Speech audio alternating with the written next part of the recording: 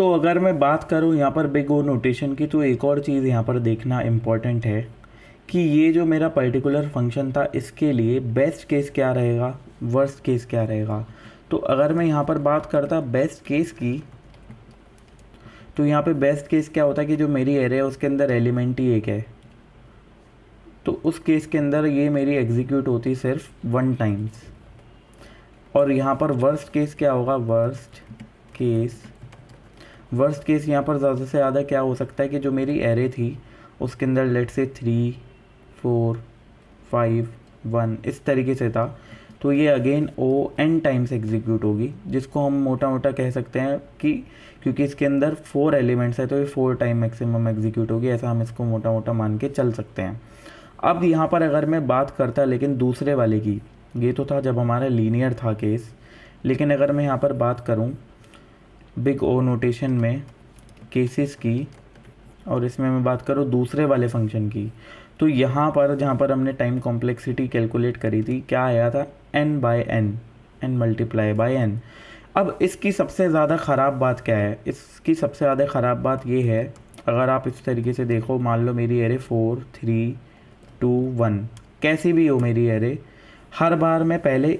0 वाले इंडेक्स को 1 2 3 से कंपेयर करूँगा, देन 1 वाले इंडेक्स को इससे कंपेयर करूँगा, देन 2 वाले इंडेक्स को इससे कंपेयर करूँगा, राइट। तो फ़र्क ही नहीं पड़ता कि मेरी एरे किस ऑर्डर में सॉर्टेड है, अभी ये रिवर्स ऑर्डर में सॉर्टेड है, लेकिन अगर मेरी एरे ऐसे भी सॉर्टेड होती तब भी मैं सेम प्रोसेस ऐसे ही रिपीट करता, पहले इसको इससे कंपेयर करता, देन इससे, देन इस वाले इंडेक्स को इससे कंपेयर करता, देन इससे, देन इस वाले इंडेक्स को इससे कंपेयर करता। तो कहने का क्या मतलब है कि इसकी सबसे ज़्यादा ख़राब बात ये है कि अगर मैं बेस्ट केस भी लेके चलूँ,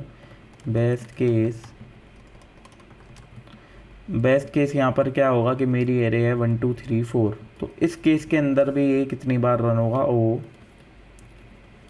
एन बाई 2। और अगर मैं यहाँ पे बात करूँ वर्स्ट केस की,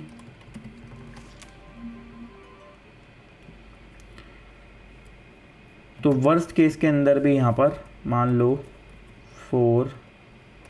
3 5 2 1 इस तरीके से मेरी एरे होती, तो तब भी कितनी बार एग्जीक्यूट होता, n/2।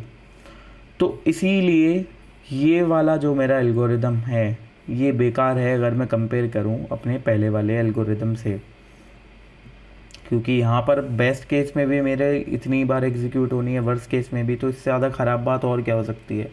लेकिन अगर मैं बात करूँ पहले वाले केस की, तो यहाँ पे बेस्ट केस में कम बार रन होगी और वर्स्ट केस में भी ये जितनी बार रन होगी वो कम है अगर मैं कंपेयर करूँ इसके बेस्ट केस से भी। मतलब इसका जो बेस्ट केस है वो 2 बार रन होगा n मल्टीप्लाइड बाय n, लेकिन इसका जो